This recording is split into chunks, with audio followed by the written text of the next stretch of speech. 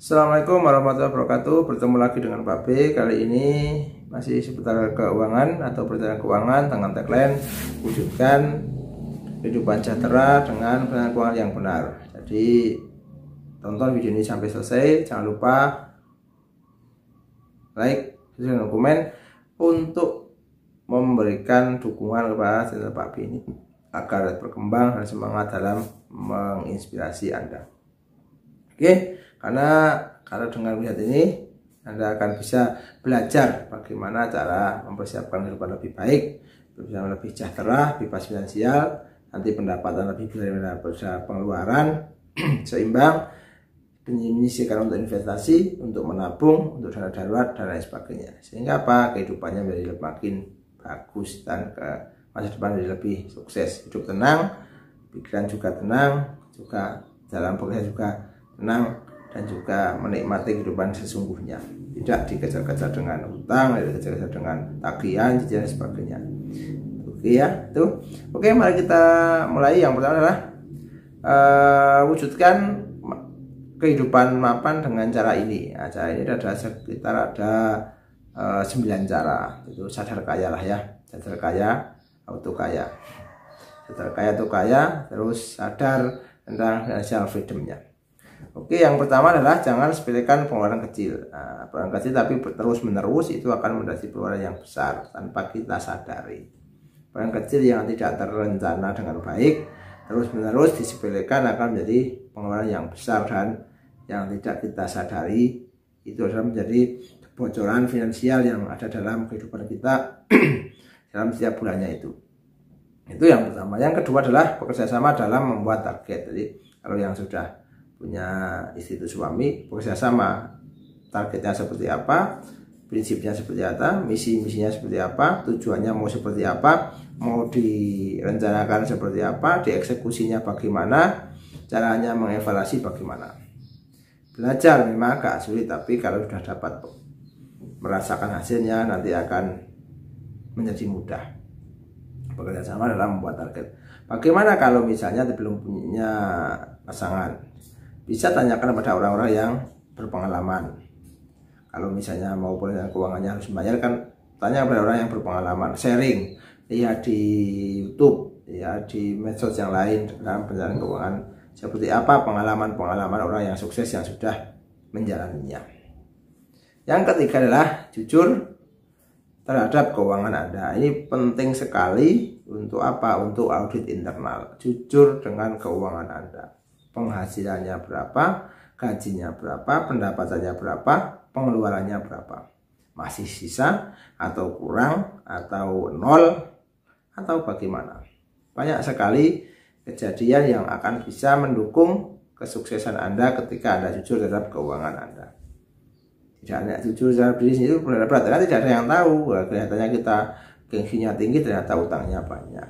Kelihatannya pakai semuanya bermerek, ternyata hutang. Mobilnya kelihatan kinclong, ternyata leasing. Itu kan seperti itu. Itu kelihatan kinclong, ternyata BPKB-nya nggak ada. Ditahan leasing selama bertahun-tahun. Kelihatannya motornya keren, ternyata leasing juga atau hutang juga. Oke ya. Yang keempat adalah memberikan penghargaan kepada diri kita jika sukses dalam mengatur keuangan. Ada suatu saat itu manjakan diri kita, misalnya dalam target 2 tahun kita sudah bisa beli motor, sisanya bisa untuk kita untuk sekedar untuk pesta, untuk dinikmati sendiri maupun mengajak keluarga atau teman dekat, karena kesuksesan kita dalam mengatur keuangan. Jadi hal-hal yang seperti itu yang perlu kita tanamkan dalam diri kita, bukan foya-foya dulu tapi keuangannya kacau balau, tapi atur dulu keuangannya sehingga menjadi sukses, menjadi bagus, menjadi hebat, baru dirayakan kemenangan tersebut dengan cara yang sederhana mungkin ya.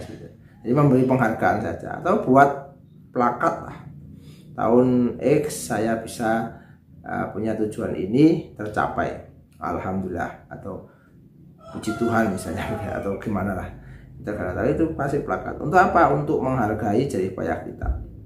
3 tahun kita bisa beli mobil cash, atau 5 tahun kita bisa bangun rumah cash, bagus ya, lumayan lah ya. Nah, itu bisa kita memberi penghargaan terhadap diri kita. Tulis di plakat, telah dibangun rumah dengan ini dengan biaya segini tanpa hutang, dengan cara ini kan luar biasa. Bisa menginspirasi banyak orang, bisa membuat tamu berdecak kagum, loh uang 1 miliar tanpa hutang, kan keren. Digunakan untuk bangun rumah dan sebagainya, digunakan untuk beli mobil. Yang kelima adalah bicarakan target pemasukan. Nah, target pemasukan dibicarakan. Kalau sudah punya suami istri, ya dibicarakan dengan suami atau istrinya. Kalau dibicarakan dengan diri sendiri atau dengan keluarganya atau dengan orang yang sudah berpengalaman. Targetnya mau berapa? Tahun ini mau berapa? Naik atau enggak? Kalau misalnya pekerja kan nggak akan naik kecuali ada kenaikan memang ada dari perusahaan atau di institusi tersebut. Tapi kalau jualan kan bisa menaikkan targetnya kita pasarnya tambah luas, pelanggannya tambah banyak. Bagaimana caranya, strateginya bagaimana, itu kan bisa digunakan seperti itu. Jadi bicarakan target pemasukan dengan mengurangi atau mengefektifkan dan efisien operasional sehingga nanti untungnya menjadi makin tinggi. Ya, targetnya enggak, kalau pelanggan tetap berarti untungnya makin tinggi dengan menurunkan operasional dan membuang pengeluaran-pengeluaran yang tidak penting. Oke, jangan budayakan sistem yang rumit. Nah, ini nanti sistemnya rumit lalu lengkap malah tidak dilakukan.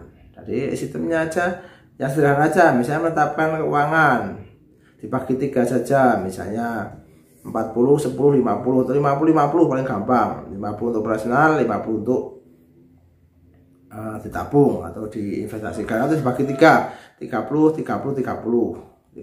nya untuk modal, misalnya ini untuk modal, 40 nya untuk konsumsi, yang 40 nya untuk jaminan atau untuk investasi. Itu seperti itu terus menerus dilakukan secara istiqomah, secara konsisten, jangka panjang. Yakinlah sukses atau sadar kaya hanya menunggu waktu saja, karena sudah sadar tentang kekayaannya. Yang ketujuh adalah berdiskusi mengenai kondisi keuangan bulanan kita. Diskusi, kenapa kok saya gajinya segini, pendapatannya segini, kok pengeluarannya segini, sehingga jadi tidak balance, tidak imbang, kurang, atau bahkan lain sebagainya. Itu diskusikan dengan orang-orang yang mau diajak diskusi, orang-orang yang mau diajak untuk saling tukar pendapat, sharing dan lain sebagainya. Loh Pak, kan tabu Pak membicarakan uang. Bukan, tabu itu kalau melakukan hal-hal yang melanggar hukum.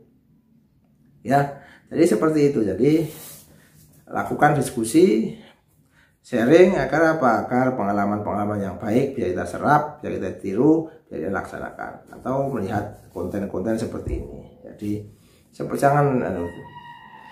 Yang ke-8 adalah manfaatkan aplikasi untuk masalah keuangan. Nah, misalnya keuangan itu misalnya nabung, otomatis lah nabung di bank pakai ATM. Seperti itu untuk yang operasional. Bagi yang nggak operasional nggak usah saja, selama belum penting. Kalau investasi kan ambilnya kan tidak tiap hari diambil, jadi mungkin 3 tahun lagi baru diambil, kan nggak perlu dengan ATM. Tabungannya nggak perlu ada ATM, nggak perlu ada dan sebagainya. Ini nabung saja, tiap nabung sudah terkumpul digunakan untuk investasi, dialihkan menjadi investasi.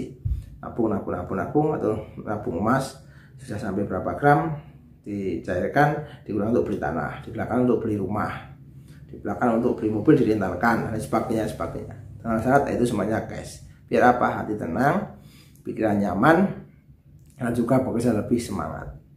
Kalau ada yang mengatakan kalau utang menjadi lebih semangat, itu perlu ditanyakan lagi, apakah benar atau itu hanya sebagai alasan saja, atau memang benar kalau udah utang itu semangat. Tapi mendingan tidak ada utang, semakin semangat. Misalnya gajinya 5 juta, ya utuh 5 juta. 5 di tanda tangan itu ya 5 juta. Omset 5 juta di tulisan buku kas, ya 5 juta juga yang masuk ke buku yang masuk. Jadi ada benar, bukan cuman di level kertas saja. Di kertas, di laporan keuangannya surplus tapi uangnya nggak ada, karena ada yang mengatakan cash is king. Jadi cash adalah raja, cash flow is king juga. Nah, itu seperti itu. Yang ke-9 saling memahami dan saling mendukung. Nah, ini kalau bagian yang bersuami sendiri atau yang masih saling mendukung, sama teman saling mendukung. Sekali lagi, jangan, kalau punya teman jangan yang toxic people, orang yang meracuni ke mau kemajuanmu, meracuni keinginanmu dan sebagainya. Meracuni, jangan ditinggalkan, jangan possible. Oke, semoga terwujud kehidupan yang mapan, semoga sadar kaya, semoga bermanfaat dan menginspirasi. Jangan lupa bantu like, subscribe, dan komen untuk mengembangkan channel Pak B ini. Pak B hanya promosi di sini, jadi kalau sudah menikmati videonya, sudah mendapatkan manfaatnya, silahkan tekan tombol lonceng, tekan tombol subscribe, tekan like, dan berkomentar. Apa yang ingin Anda ketahui, kalau Pak B bisa jawab, saya jawab dengan sepenuh hati, dengan kemampuan Pak B. Oke, see you next time.